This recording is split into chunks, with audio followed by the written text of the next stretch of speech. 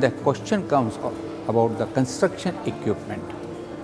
We have to wait, watch, validate our product up to a large extent and see is these engines, either it is a battery operated, it is a dual fuel or it is a green fuel, sustain that kind of load, identical kind of maintenance, identical kind of operating conditions.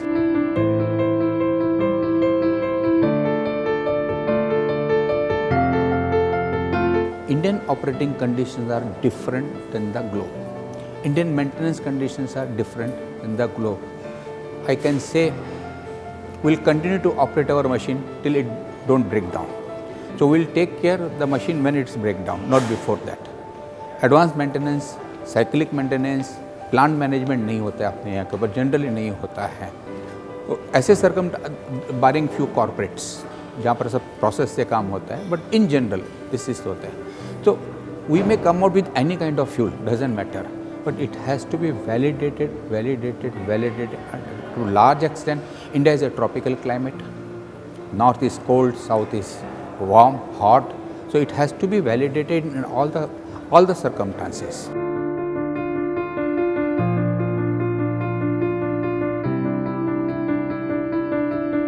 If you are developing a biofuel and certain components required which is a import, is it the right approach?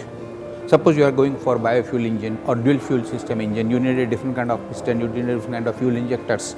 Is it available in India? If it is not available in India, what are the plan we have to indigenize that? So according to me, ये दो तीन चीज़ों को अपने को करेंगे तो certainly will also be in the race with other European or advanced countries research work where they are working for alternative fuel. The main concept will be to save our environment.